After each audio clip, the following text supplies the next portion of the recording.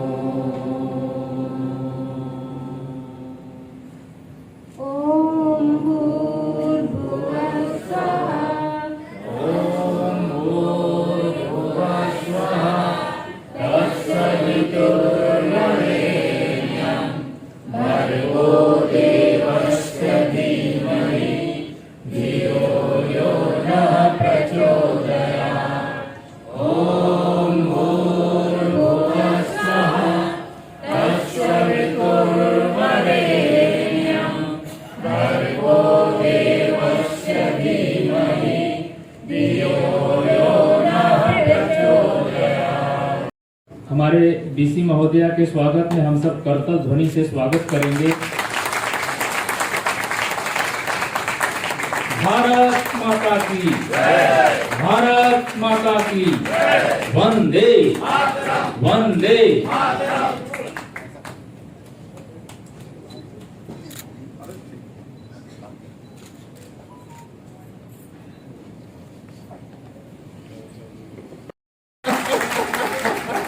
यहाँ पर आकर खड़ा हुआ हूँ और मेरे लिए इसलिए ऐतिहासिक मेरे जीवन का भी क्षण है। तो सचमुच सन 30 का वो समय जब हम 35,000 गांवों में इस कार्य को पहुंचा चुके होंगे, हम फिर लौट के आगरा ही आएंगे और उस समय भी इससे जोरदार तालियां बजाएंगे। और उस समय शायद ये हॉल हमारे लिए छोटा पड़ जाएगा पर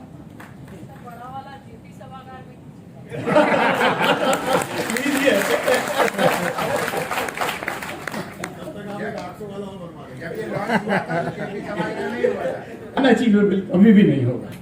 भारत माता की जय। यहाँ पर हम सब लोग एकत्रित हुए, उद्देश्य क्या था? ये हमारा तृतीय राष्ट्रीय अधिवेशन है। पहला रांची में, उसके बाद दिल्ली में और इस बार ये आगरा को सौभाग्य मिला। कोविड के कार्यकाल में 2-3 साल ये लिंक टूट गया तो हम उसको नहीं आगे जारी रख पाए।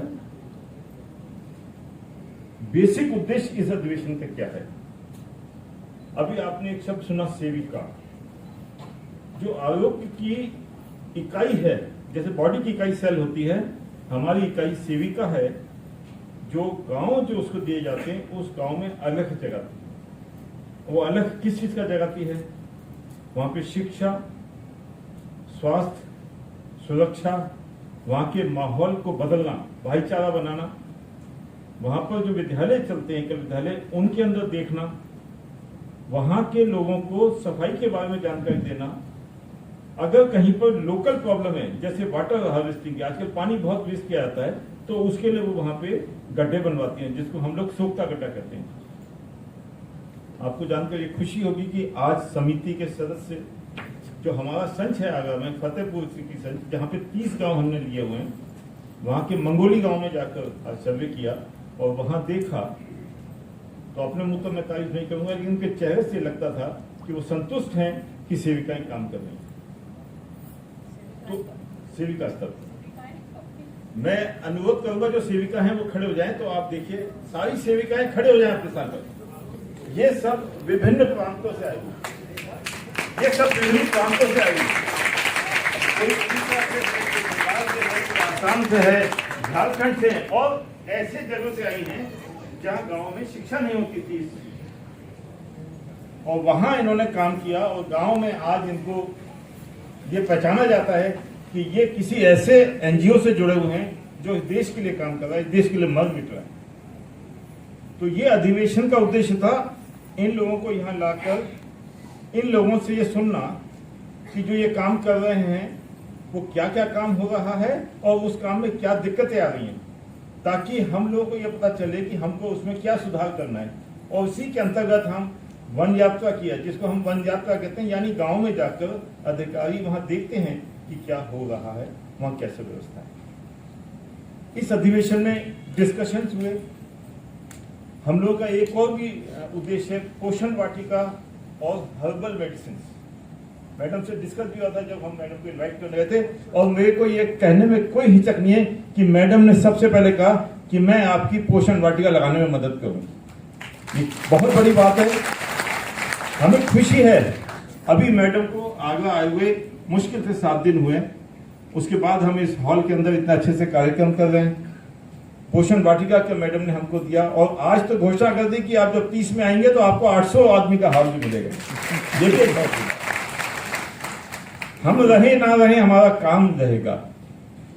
तो हरिराम भदौरिया जी के सौजन्य से हमने यहाँ पर उनका आयुर्वेदिक मेडिकल कॉलेज है, जहाँ पर वो मेडिसिनल प्लांट्स का भी करते हैं, हर्बल भी करते हैं, उसका उन्होंने बाहर स्टॉल लगाया। उन्होंने पूरा सबको जागरूक किया कि हर्बल मेडिसिन क्या होती है, मेडिसिन प्लांट्स क्या होते हैं, किस औषधि की क्या वो है, ये सीखने को मिला। अनुभव कथन एक हमारा सिलसिला होता है जिसमें सेविकाएं अपने अनुभव बताती हैं। उन लोगों का अनुभव आया और वो इस बात से खुश है। वो कहती हैं कि हमने जब गांव में सूखता गड्ढा बनाया तो मच्छर खत्म हो गए, मक्खी खत्म हो गई, गंदगी खत्म हो गई, गांव के लोग हमको स्वीकार करने लगे।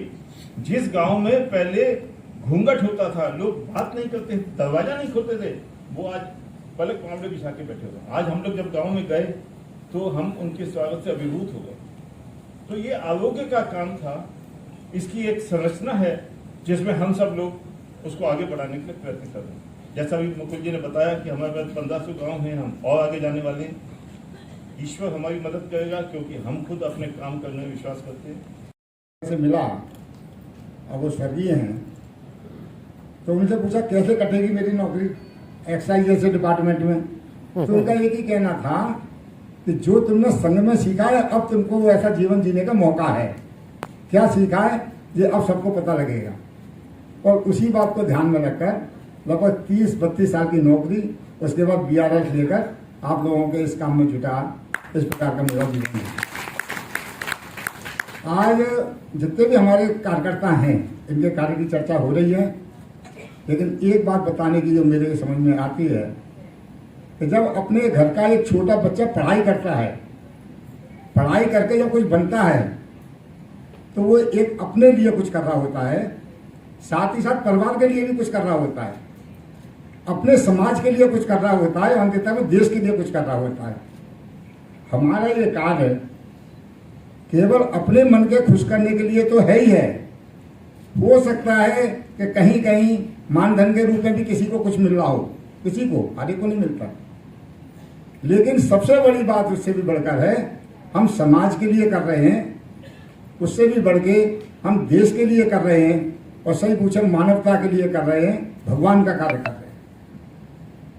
तो इस प्रकार के कार्य से हम लोग जुड़े हैं, इस पर हमें गर्व होना चाहिए।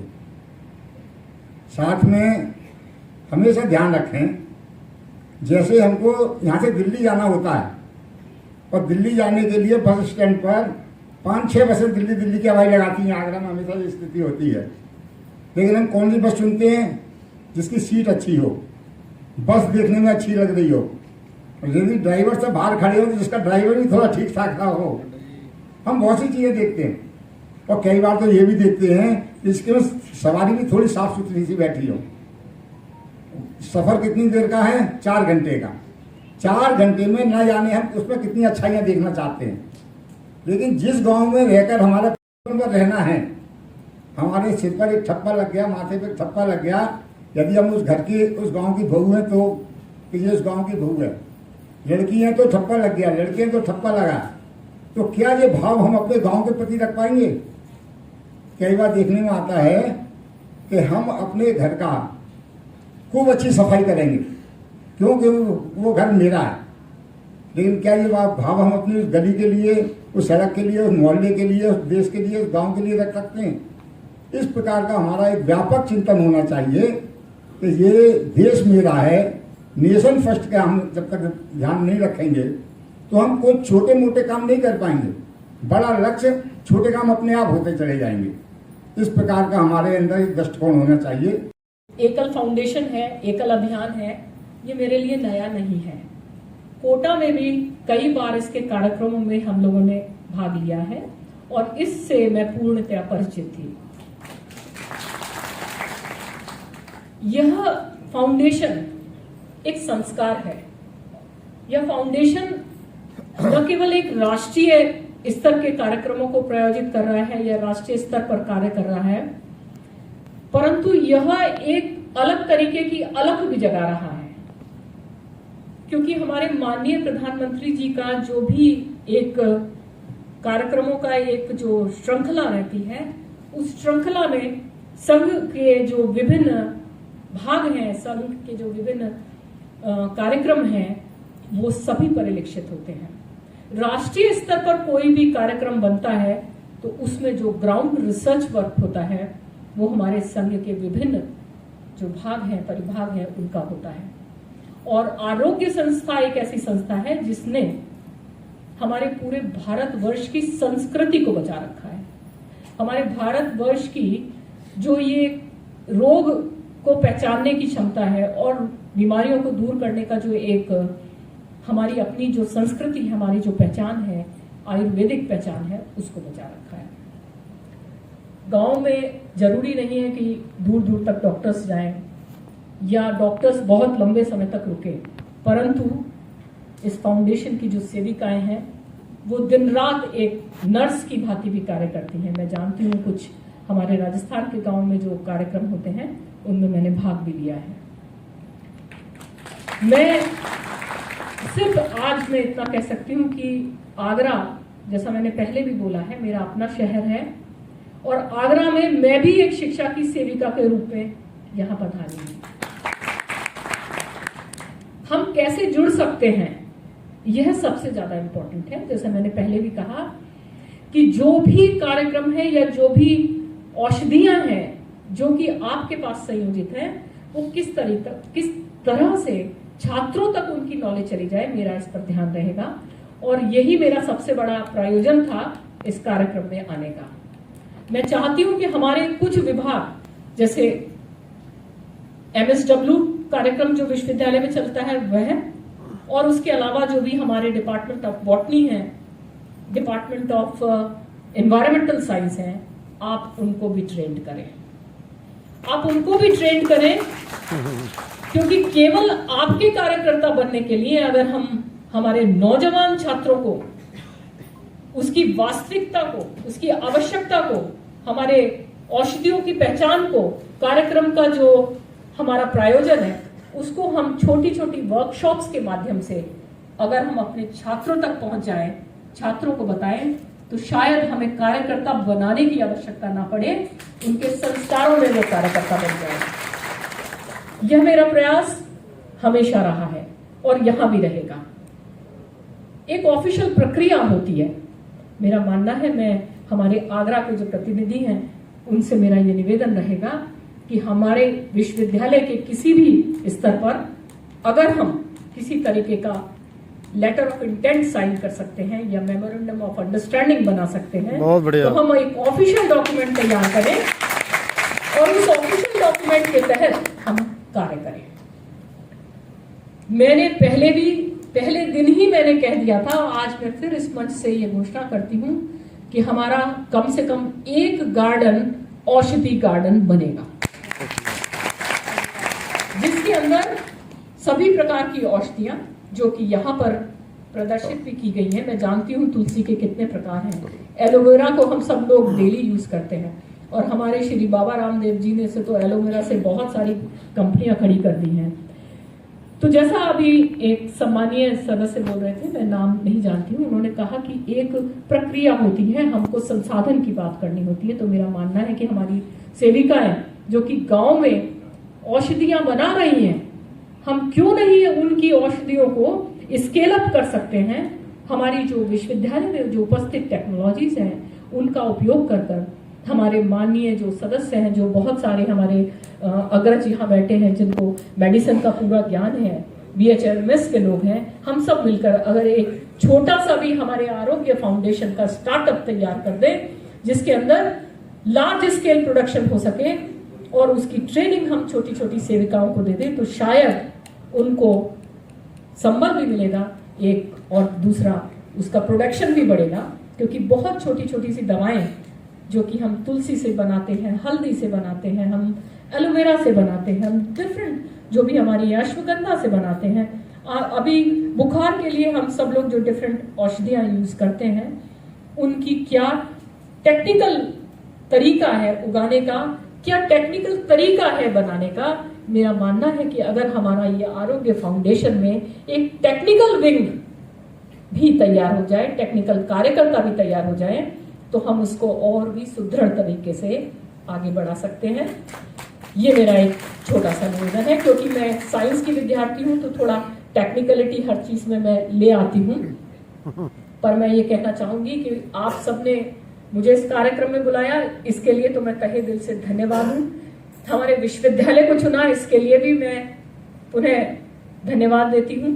क्योंकि मेरा मानना है कि जो भी आपके 2 दिन के कार्यक्रम हुए होंगे, उनमें से कुछ तो लहरें हमारे इस प्रांगण में बची रह जाएंगी, जो कि हमारे छात्रों को कहीं ना कहीं संस्कारित करेंगी, ऐसा मेरा मानना है। आप बार बार आए, बार बार पधारें, हम सब साथ मिलकर छात्रों के भविष्य को, छात्रों को भी इस ओर मोड़ें, इसकी कोई ना कोई तरकीब निकालें, कोई परिकल्पना बनाएं।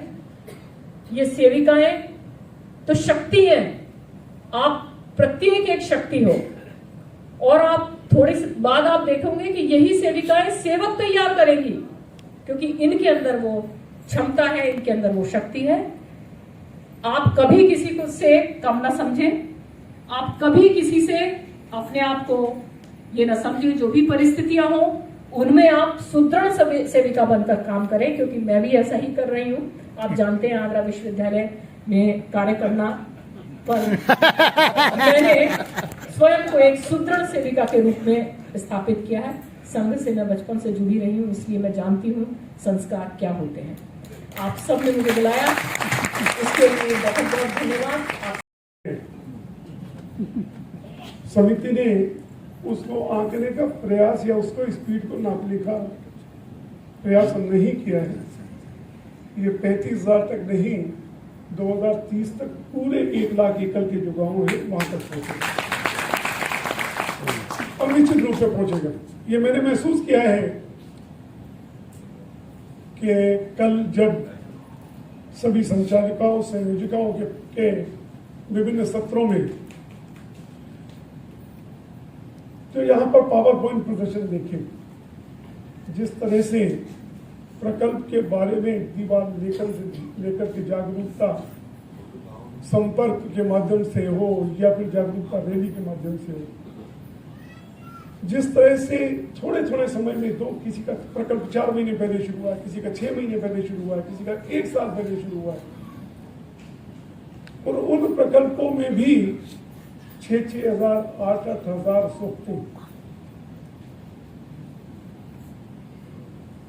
सोखते के अलावा एक वेस्ट पिट गांव में तैयार करना, औषधि वाटिकाएं, पोषण वाटिकाएं, और इतनी जानकारी टेली मेडिसिन की होना कि गांव के जो सुदूर जो बैठा हुआ है, जिसके पास अभी चिकित्सा की जानकारी भी नहीं थी, उनको कनेक्ट करना। विश्व में कहीं भी डॉक्टर बैठे हुए हैं। अमेरिका से एक इसी अधिवेशन के लिए डॉक्टर राकेश गुप्ता यहाँ एक अधिवेशन के लिए यहाँ आए हैं। तो प्रतिबद्धता दिखाता है कि आज देश के सुदूर गांव में बैठे हुए को भी एक चिकित्सा सुविधा जो बेस्ट ऑफ द बेस्ट है वो भी यहाँ मिलेगी। इस आरोग्य के प्रकल्प को निश्चित रूप से एक बल देने वाला मुझे लगता है कि ये जो आगरा का जो अधिवेशन है, जो इस प्रकल्प को एक नेक्स्ट लेवल, अपने दूसरे तीसरे एक बड़े स्तर तक लेकर के जाएगा। ये कार्यक्रम किसी भी सत्र का हो या कार्यक्रम का हो, समापन तब तक नहीं होता जब तक विधिवत एक एक व्यक्ति के प्रति कृतज्ञता व्यक्त न की जाए, उनका धन्यवाद ज्ञापन न किया जाए। मैं मंच से शुरू करते हुए सबसे पहले फिर एक बार पुनः डॉक्टर भीमराव अंबेडकर विश्वविद्यालय की कुलपति आशु रानी जी, जिसका मैंने पहले कहा कि जिस तरह का आज अभी स्फूर्ति बनी है, मैं आपका हृदय से आभार व्यक्त करता हूँ। एकल फाउंडेशन ऑफ इंडिया की ओर से, एकल foundation of India trust board की ओर से, एकल फाउंडेशन ऑफ इंडिया कार्य समिति की ओर से मैं अतिक्रमण कर रहा हूँ कि डॉक्टर रघुनंदन मेहता जी का विषय था, उनकी ओर से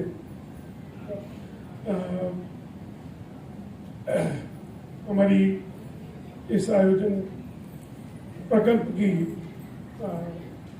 सचिव डॉक्टर वीणा अहलुवालिया जी की ओर से आपका आभार व्यक्त करता हूँ, कृतज्ञता व्यक्त करता हूँ। आपने एक व्यस्त समय था, क्योंकि आप जब कोई कुलपति अभी अभी नया हो, वो भी आगरा विश्वविद्यालय, मतलब भीमराव जैसा विश्वविद्यालय जो बहुत अधिक चर्चाओं में बदनाम है, संघर्षों में रहा है, समय सीमित होता है। आपने यहाँ समय दिया, आपका बहुत बहुत आभार व्यक्त करता हूँ।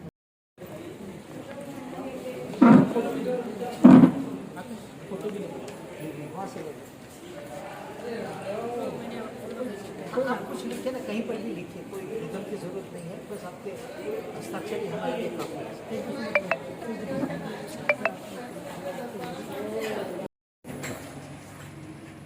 ठीक है सर। एकल आरोग्य के राष्ट्रीय अधिवेशन का ये दूसरा दिन है।